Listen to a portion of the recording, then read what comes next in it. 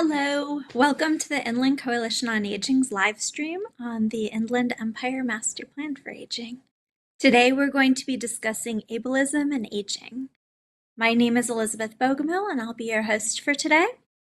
I have served as the consultant for the Inland Coalition on Aging for the last 2.5 years. As part of that role, I conducted the needs assessment, helped facilitate working groups, engaged stakeholders, and doing community outreach currently. And I'm also building stakeholder partnerships and finalizing the forthcoming IE Master Plan for Aging. So today we're going to be highlighting ableism. Ableism is when non-disabled people are unfairly favored in work, in access to resources, in activities, in all kinds of ways. It's an issue as one ages because the prevalence of disability sharply rises with advancing age. Existing disabilities may change as one ages, and new disabilities may arise as one ages as well, such as impaired vision or movement or general health. In our needs assessment for the Inland Empire Master Plan for Aging, we specifically spoke with members of the disabled community to make sure their experiences and voices were incorporated into our Inland Empire Master Plan for Aging. Community members indicated a lot of important elements that were included, but specifically that their disabilities were not always visual or could not always be seen, and therefore were not always seen by others in the community or recognized. They also indicated that they had good days and bad days, and that disabled individuals also needed to essentially be a legal library to advocate for their rights. Oftentimes, providers did not know the law or types of supports required off the top of their head, and so it was up to the individual who was disabled to advocate for their rights and needs. Also, the individuals that we spoke with did not want to be reduced to their disability, but they wanted to be recognized as a dynamic individual that they were. And so to continue our discussion about ableism, I want to welcome our guests. We have with us today Dakota Brown from Riverside University Health Services, Behavioral Health, and she is the Cultural Community Liaison to People with Disabilities. Would you like to tell us a little bit about yourself and Riverside University Health Systems Behavioral Health? Sure, I will. Thank you so much, Elizabeth. The Riverside County Behavioral Health, the County Mental Health, otherwise known as RUHSBH, has become very interested in super serving some under-resourced groups. And so we're talking about, people with disabilities, but also of different ethnicities and gender preferences. And so that's our cultural competence department. So as a liaison, my job is to connect people with disabilities and seniors to mental health services should they need it. And we're also asking the population, what can the county do to be more accessible, more friendly, more welcoming? So we're also gathering that demographic data. Wonderful. Thank you, Dakota. And we'd like to also welcome Jax Kelly, he's from the Aging and HIV Institute. He's the founder, president, and CEO. Would you like to tell us a little bit about yourself and the Aging and HIV Institute, please?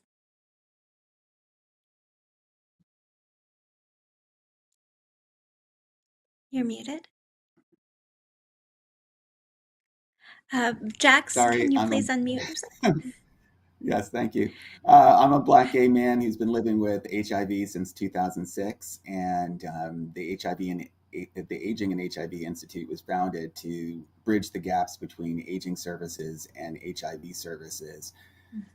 So many times when the people who are aging with HIV have looked for services within HIV, sometimes they weren't there. And in aging services, oftentimes they were pointed to a different direction. So there's some needs to those gaps, and that's what we're here for. Excellent. We're so happy to have you here today to talk with us. And Suzette, you're from Hannah Interpreting Services and serve as the account manager. Would you like to tell us a little about Hannah Interpreting? Absolutely. We service all throughout California, and we provide language services with over 265 languages, especially in the Inland Empire.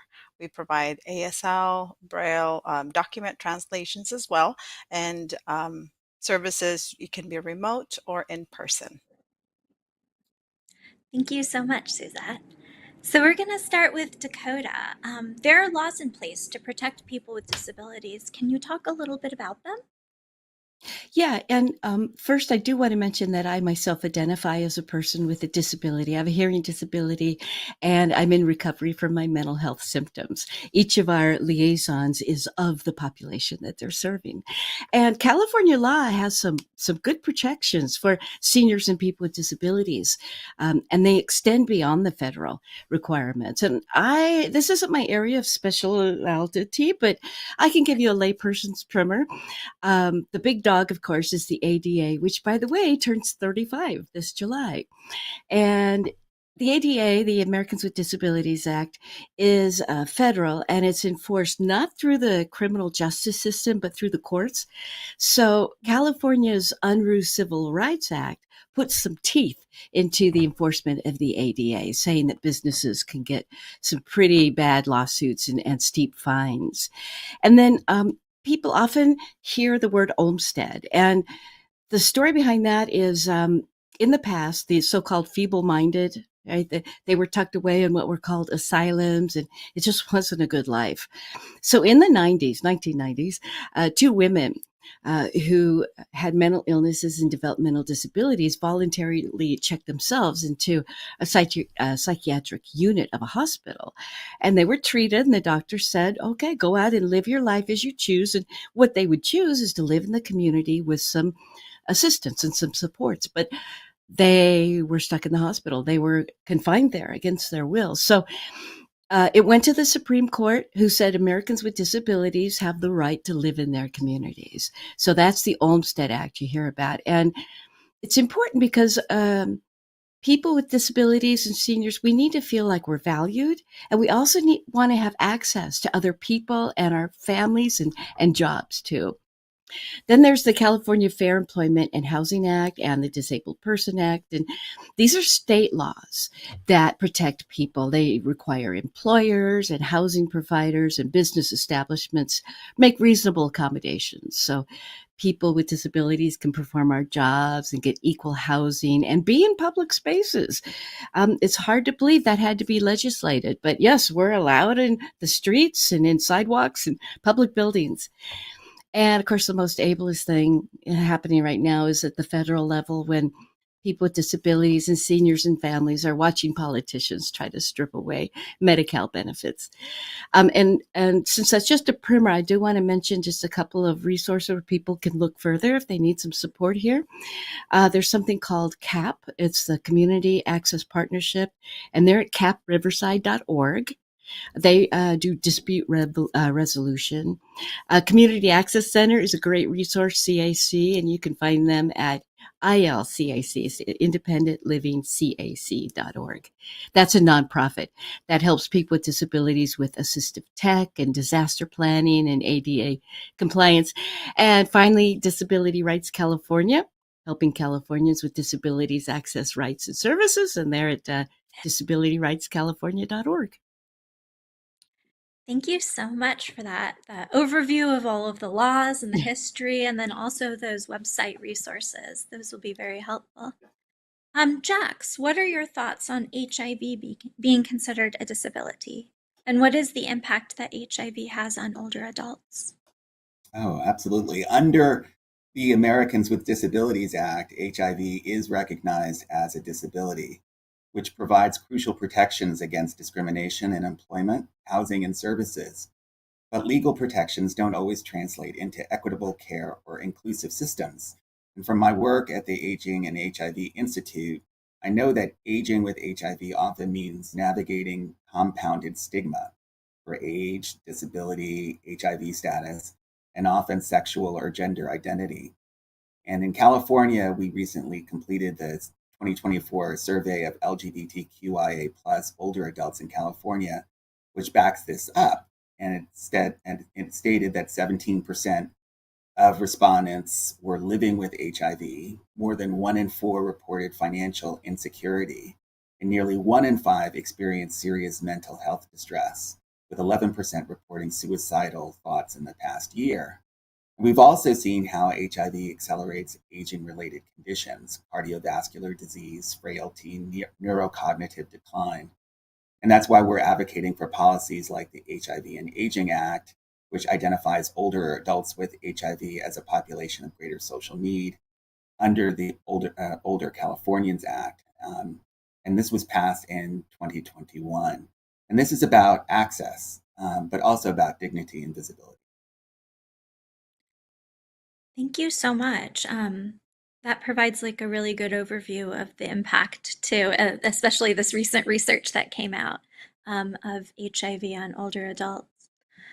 So this question is for Dakota and Jax. I'd like to hear about some of the challenges people with disabilities face that impact their access to services. So we can start with Dakota. Yeah, representation is really important. People with disabilities want to have caregivers and public servants who look like them and who understand their challenges. And if your job portal isn't accessible to low and no vision people, if the boss says, "Well, we don't have a disabled person here who needs a ramp, so we don't have a ramp." And if that website say you need a keyboard to maneuver around and not a mouse, all these things, you have to think about, will the person be able to even get in the door or get on the website to apply for work? So that's a barrier that needs to go away.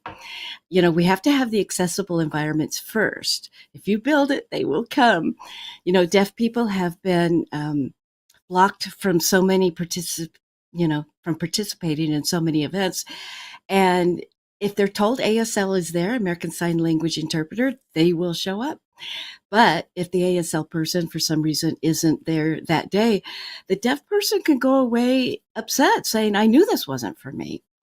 It's ableist to have physical environments that are created without any input from people with disabilities, and policy barriers too. If your lobby staff isn't trained on how to welcome somebody with service animals, or if the dress code doesn't consider somebody who may not have the tactile ability to manage buttons, our accessibility needs being considered in transitional and supportive housing, and say in long-term assistive living and in nursing homes, are the residents informed that they can access outside services? And at the Social Security office, somebody like me who has a hearing disability, can we get a visual cue that our name is being called? Nothing worse than being there for 2 hours and then missing you and they call your name. And then there's the intersectionality. Disability prevalence varies significantly among racial and ethnic and gender groups. In the U.S., people are unhoused, have a higher incidence of traumatic brain injury, and the homeless are at higher risk of TBI. And that can overlap with behavioral health issues. And people, like Jax was talking, chronic illnesses, they can be left behind. So when we give support where it's needed, when we provide the accommodation that helps everybody, we all win. But the opposite's true. If we don't help the most vulnerable, then they become a drag on society, and then, become a drag on progress and national well-being. And we sure don't want that. It's time to lift everybody up, right? Yeah. Thank you so much. And you spoke a little about applying for jobs in the first example that you gave. But it's not just about applying for jobs, it's also about applying for resources or being able to access necessary resources and making sure those are accessible for everybody. So Jax, can you tell us a little bit about some of the challenges people with disabilities that you've interacted with have faced impacting their Sure, access to sure. services?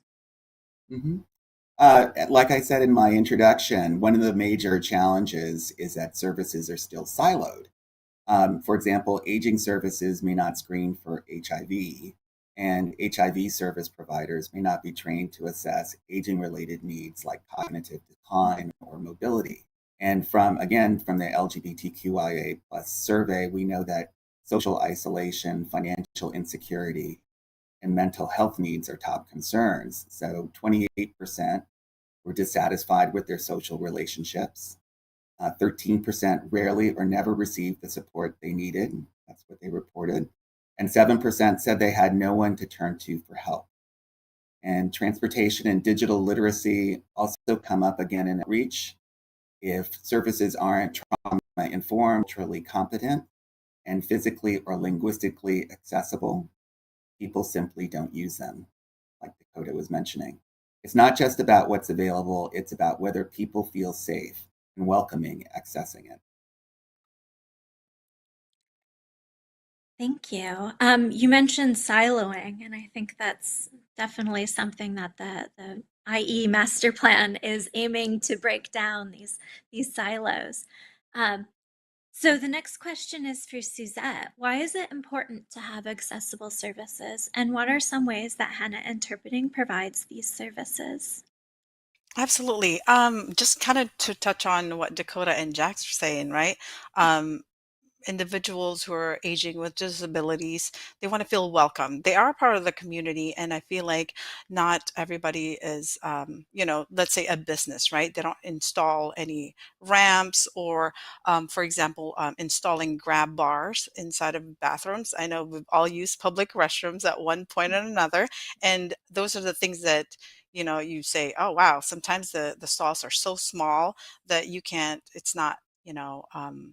Wheelchair accessible, or even if you have a walker, right? And promoting social inclusion and reducing isolation, it allows for participation in community life and connection with others. So gatherings, events, even churches and such, we want to make sure that as soon as they pull up, they feel welcomed. They see maybe signs, braille even, or a lot of the churches, they'll offer ASL services as well, or for deaf and hard of hearing. um, um, Another one would be, respecting rights and dignity at the end of the day, right?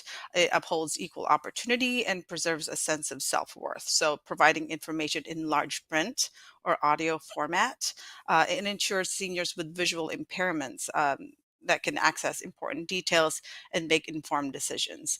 Anything from how to take your medication. If you, let's say, you don't speak the language already, it's already scary enough to go to your maybe just getting a regular checkup, but because they feel like they're not included or they don't feel welcome, oh, forget it, right? Their well-being is now being compromised due to lack of services of maybe that healthcare provider has to offer. um, with Hannah services, like I said, we are here to kind of bridge, or uh, from the services as well as to the community. And if language is the only barrier, I believe that anybody and everybody with mental health, behavioral health, all those facilities should be able to offer that. It's a human right to be able to go in and say, okay, I speak this language, but this is not going to keep me from getting the best health care that I can, to understand anything and everything about my health and my well-being.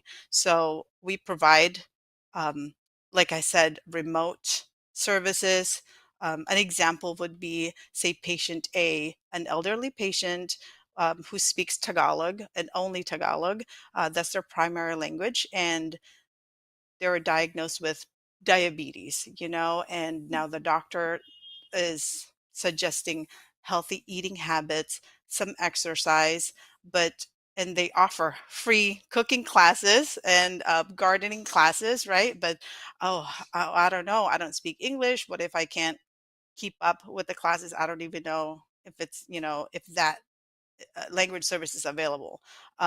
We do offer that, and not only do they feel included, but with the social aspect as well. So it's perfect for their, um, lifestyle, and as well as being included in part of the community, make friends and all that stuff. Maybe start going for walks, and it's just an overall healthy lifestyle that is promoted just because of that service of language services being offered. And do you offer Braille and sign language translation as well? Yes, absolutely. We do document translations, ASL, Braille, closed captioning, and ADA remediation services as well. So it's um, you know it our accessible language services just enable older adults with limited English proficiency to receive accurate medical diagnosis and understand their treatment plans, and to be uh, really be part of the community. It's good to have those services available, especially to be more integrated into the community and to enable that. The next question is for Dakota and Jax. What can we do as a community to combat ableism, either as an individual or as a collective community? So we can start with Dakota. Yeah, virtual meetings are great for people who are disabled. Sometimes we have more transportation challenges. So all the virtual meetings need to be captioned. But we have to remember, and Suzette will back me up on this, English is not necessarily the first language of people who are deaf. So ASL is vital to have in place. And then when somebody's making an appointment with your office or clinic, if we can make it a habit to say, to everyone, so, and what are your accessibility needs? Then it normalizes it and nobody has to feel singled out. Making materials low and no vision friendly. And I'll tell you what, accessible media will expand your reach if it's accessible. So using alt text and high contrast text, these are things that we can teach in our disability etiquette training. And, like racism and ageism, ableism can be subtle, those microaggressions of, you seem so smart for a disabled person. Maybe that's not illegal, but it's demeaning and it's condescending. So we need to call it out when we see it. Normalize bringing attention to ableist actions. And we can provide some historical context to help others understand why telling someone, I don't even think of you as disabled, is problematic. But at the same time, we extend grace to ourselves and to others to make mistakes in this new world that we're taking on, a lot of new language. And, this work isn't just to shame somebody for saying the wrong thing, not at all. This work is to just create accessibility for everybody, make everybody feel welcome and valued. And then to think about the disability history of oppression and the shame that grew out of the eugenics and the ugly laws, the unjust medical practices, the forced sterilization, just as long as we can acknowledge there's a history there. And then I got to say, Disability Pride, which Pride Month is in July when the ADA was signed, it goes beyond just accepting disability. Or just awareness. It goes beyond that, where we celebrate it and embrace it. And we look at the profound gifts that disability can bring when we include people who have a different perspective, who see the world differently, and who move about in the world differently. We get some vital contributions that come from that unique set of skills. And more diversity means more ideas and more experiences. Diverse companies earn 2.5 times more, higher cash flow per employee. And there's just a ton of research that shows the more diverse and inclusive a company is, the more profitable it is. I like you highlighting instead of calling people out, calling people in to Thank you. That's good. I like that. And I think that's a good thing to highlight is we're calling people into accessibility. And just as a highlight too, if you're watching this on YouTube, we do have subtitles as well. I believe they appear in English, but you may be able to choose the languages. Now, Jax, what are some things that we can do as individuals or communities to combat ableism? Well, one of the first things we can do is listen to people with lived experience and respect their autonomy. Ableism often shows up in well-meaning systems that treat people as if they're broken or incapable, rather than recognizing their strengths and agency. And with HIV and aging, that means not assuming someone's quality of life is over, just because they're older or living with a chronic condition. Many of us are thriving, but we need dignity, inclusion, and opportunity, not. And as a community, we can also push for better representation in policy, in leadership, in media, and ensure that accessibility isn't an afterthought. And that includes some of the things we've been talking about, like language access, physical spaces, transportation, and digital inclusion. And finally, collaboration is key. That's why I value being part of panels like bringing together different sectors to learn from one another and work toward real lasting change. We're so happy to have all of y'all here to contribute to this discussion and also to help educate the wider community on issues surrounding ableism. Thank you all for being here, for the speakers. It was great to have y'all here and to learn more about your expertises. And thank you all for tuning in, who are viewing from outside to learn more about ableism and how it integrates with aging. So if this is your first time tuning in, check out our other live streams. They're on YouTube. We introduced the Inland Empire Master Plan for Aging. We discussed transportation in the Inland Empire, housing, caregiving, Alzheimer's. We talk about long-term services and supports and behavioral health, equity, and also local resources. So if you'd like to receive updates on the Inland Empire Master Plan for Aging, or if you'd like to come to our launch event, which is going to happen in June, please visit inlandaging.org to sign up. There's the website. And stay tuned for our next live stream highlighting mental health awareness in Older Americans Month in May. Thank you all so much. Have a wonderful day. Thank you, Elizabeth. Nice to see you, Jax.